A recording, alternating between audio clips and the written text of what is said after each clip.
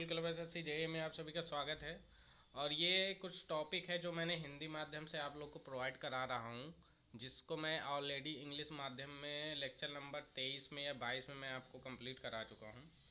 तो ये इसमें 3-4 टॉपिक लिए हैं मैंने, जो आपके थंबनेल में दिख रहे होंगे, जिसमें कई सारे निपटान के बारे में बताया गया है। तो वही निपटान को आज हम लोग कंप्लीट करेंगे। तो सबसे पहला आपका आ जाता है प्लाज्मा आर्क गैसीकरण। ये प्रक्रिया क्या होती है जो पढ़ेंगे यहाँ पे। प्लाज्मा अर्क गैसीकरण प्रक्रिया का उपयोग करते समय हम ठोस अपशिष्ट उपचार किसका किसका करते हैं, ठोस अपशिष्ट उपचार और निपटान। पर्यावरण के अनुकूल ठोस अपशिष्ट प्रबंधन का एक विकल्प होता है, जिसमें कचरे के आयतन का 95% तक बड़ी कमी संभव हो सकती है। प्लाज्मा गैसीकरण प्रक्रिया प्लाज्मा रिएक्टर के अंदर उच्च तापमान वाला प्लाज्मा अर्क, जिसकी टेम्परेचर कितना होता है 3000 डिग्री सेल्सियस से भी क्या होता है, अपर होता है, उत्पन्न करने के लिए एक बिजली का उपयोग करते हैं जो कचरे को कोसिन गैस या संश्लेषित गैस में परिवर्तित करती है।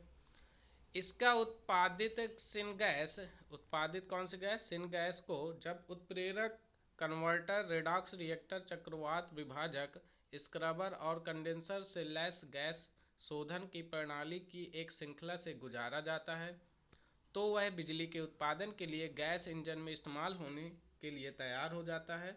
और इस क्रम से निकले अपशिष्ट राख को निर्माण में उपयोग के उद्देश्य से पुनः नवीनीकृत ईंटें तैयार करने के लिए सीमेंट के साथ मिश्रित किया जा सकता है। इस प्रकार हम विज्ञान अपशिष्ट से धन का उपार्जन में मदद मिलती है। मीन्स कहने का मतलब, इस प्रकार से हम क्या हो सकते हैं कि जो अपशिष्ट होते हैं उसे रिसाइकिल करके हम एक प्रकार से उससे धन अर्जित कर सकते हैं। तो ये था आपका गैसीकरण ठोस अपशिष्ट। उसके बाद दूसरे नंबर में आता है आपका बायोमास अपशिष्ट निपटान। ये क्या होता है, जब हम सूखी पत्तियां, मृत शाखाएं, सूखी घास आदि जैसे बायोमास अपशिष्ट के निपटान को क्रम में पहले कचरे को उपयुक्त आकार के टुकड़ों में बांटा जाता है। इसके बाद बायोगैस डाइजेस्टर, क्या है यहाँ पे लिखा है, बायोगैस डाइजेस्टर के घोल में मिलाया जाता है। यह मिश्रण कोयले की ईंट और ब्रिकेट के लिए फीड स्टॉक है, जिसमें खाना पकाने के लिए ईंधन के रूप में उपयोग किया जाता है। इन ईंटों को ब्रिकेटों का उपयोग गैसीफायर में सिन गैस के उत्पादन के लिए भी किया जा सकता है, जिसका उपयोग बिजली उत्पादन के लिए गैस इंजन में किया जा सकता है। ईंट के जलने से उत्पन्न राख को जो ईंट के जलने से जो राख उत्पन्न होती है उसे सीमेंट और पानी में साथ उचित अनुपात में मिलाकर ईंटों का उत्पादन किया जाता है। इसका उपयोग निर्माण कार्य में किया जाता है। तो देखिए बेटा, आप यहाँ पे ये देख पा रहे होंगे, ये है एक पूरा का पूरा सिस्टम जहाँ पे ये सिर्फ पूरा प्रोसेस किया जा सकता है, और जिससे हम लोग क्या कर सकते हैं, अपने ईंट वगैरह बनाते हैं। ठीक है, ईंट वगैरह जो आपके होते हैं, ब्रिक्स वगैरह, वो हम इसमें फॉर्म कर सकते हैं इस अपशिष्ट के द्वारा। ठीक है, नेक्स्ट है आपका बहुलक अपशिष्ट निपटान। क्या है, नेक्स्ट है आपका बहुलक अपशिष्ट निपटान। अब ये क्या होता है, तो प्लास्टिक, सैनिटरी कचरे आदि से बने बहुलक कचरे को दो मुख्य प्रक्रियाओं यानी पायरोलिसिस और प्लाज्मा गैसीकरण, कौन कौन सी दो प्रक्रियाएं, पायरोलिसिस और प्लाज्मा गैसीकरण के माध्यम से निपटाया जा सकता है। पायरोलिसिस प्रक्रिया के तहत उपर्युक्त उत्प्रेरक की उपस्थिति में अवायवीय वातावरण में, एनारोबिक वातावरण, बहुलक कचरे को 400 टू 600 डिग्री सेल्सियस के तापमान तक गर्म किया जाता है। गर्म करने के परिणाम स्वरूप बहुलक कचरे से वाष्पशील पदार्थ निकलता है, जो संघनन होने पर पायरोलिसिस तेल देता है। तो कौन सा तेल देता है, पायरोलिसिस तेल देता है। शुद्धिकरण के बाद जब बिना संघनित सिन गैस और कच्चे पायरोलिसिस तेल को पुनः उपयोग गर्म करने की प्रक्रिया के लिए दिया जाता है, और यह आत्म स्थिरता की स्थिति में हासिल करने में मदद करता है। ठोस अपशिष्ट को जिसे चार के रूप में तार के रूप में उपयोग किया जाना चाहता है, ब्रिकेट के उत्पादन के लिए बायोगैस के घोल के साथ उसे मिश्रित किया जाता है। तो ये पूरा एक मैन्युफैक्चरिंग प्रोसेस है, जहाँ पे आपका पूरा का पूरा कौन सा अपशिष्ट हम लोग पढ़ रहे थे अभी, बहुलक या पॉलीमर अपशिष्ट। तो ये पूरा का पूरा प्रोसेस है जहाँ पे ये चीज़ पूरी होती है। ये मैंने एक मशीन टाइप की ऐड कर दी है।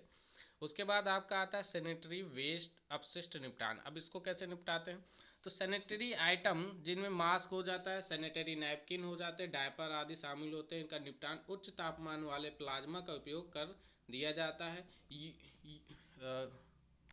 UVC lights and hot air convection विधियों के माध्यम से कोविड की श्रृंखला को तोड़ने में मदद करने वाली MSW सुविधा। MSW सुविधा विशेष कीटाणु शोधन क्षमताओं से लैस होती है। CSIR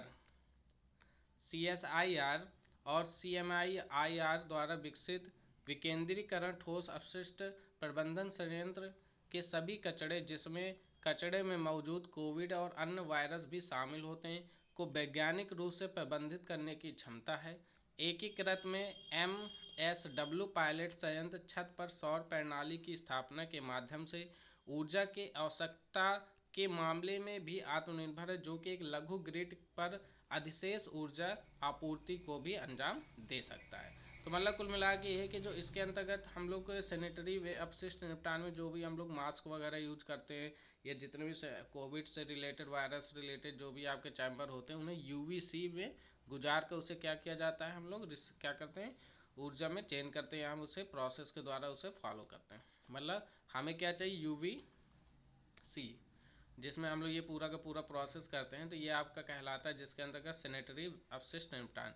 तो ये कुछ 3-4 प्रकार के निपटान थे। मैं इसकी भी PDF आपको प्रोवाइड कर दूंगा, तो आप इसे आसानी से पढ़ लेंगे। ठीक है, नया टॉपिक, छोटा टॉपिक है चूँकि, तो मैं नहीं चाहता कोई लॉन्ग वीडियो हो, इसलिए मैं शॉर्ट में आपको प्रोवाइड करा दे रहा हूँ। उसके बाद नेक्स्ट वीडियो में हम आपको लिए बिहार के जो कुछ आपके सॉलिड लिक्विड वेस्ट से रिलेटेड कुछ रूल्स है, नियम्स है, और जो कॉन्सेंट वगैरह है, ऑपरेट करता है बिहार कैसे करता है, तो उस पर एक रिलेटेड वीडियो प्रोवाइड करा देंगे। ठीक है, और साथ ही साथ क्वेश्चन वाले PDF भी आपको प्रोवाइड कराने की कोशिश करेंगे। ठीक है, तो आज के लिए इतना ही। थैंक यू, धन्यवाद।